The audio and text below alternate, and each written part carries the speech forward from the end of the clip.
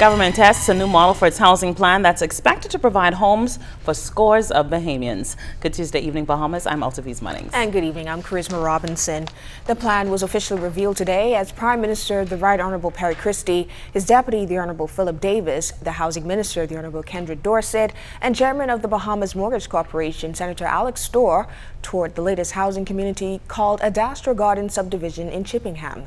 And as Clint Watson tells us tonight, it's the product of the new initiative. The new housing model now being used by the government is being described as a winning formula, and head of Ardastra Home, Franan Wilson, says new homeowners in Ardastra Gardens subdivision in Chippingham are the benefactors. There's going to be 61 homes in this subdivision. Today the government hasn't spent a penny. We're going to be paid in phases, but the first phase is when we deliver the homes.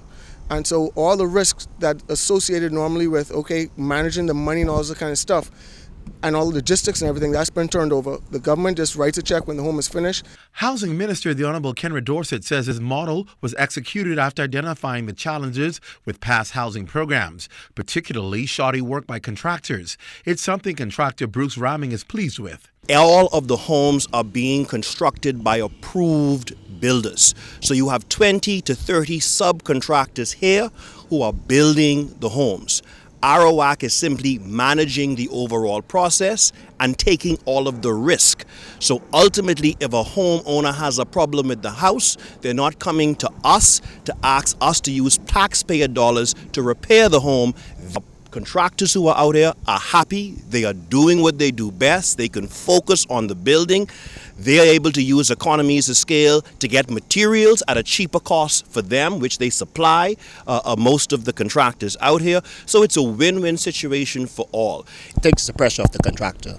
It eliminates the management skills of it. How has the relationship been working out so far with all the partners since this new model has been implemented? Well, it's great because you have your timely payments, which is essential to paying staff, which is great. And besides that, also it's nonpartisan. Each contractors get about 2 to 3 homes in the subdivision. The model was adopted from the UK, who used it to advance an aggressive housing program.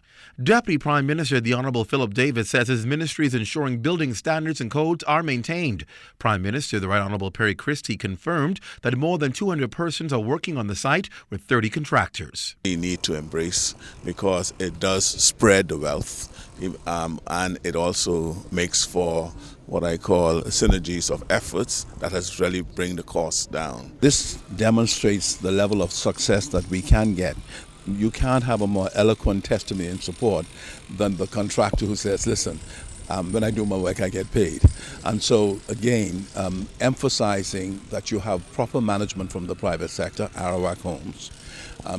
They've done this. I'm told when the Ministry of Housing came to them, they had 55 homes planned, and Ardastra Homes redesigned and got 61 out of the same property.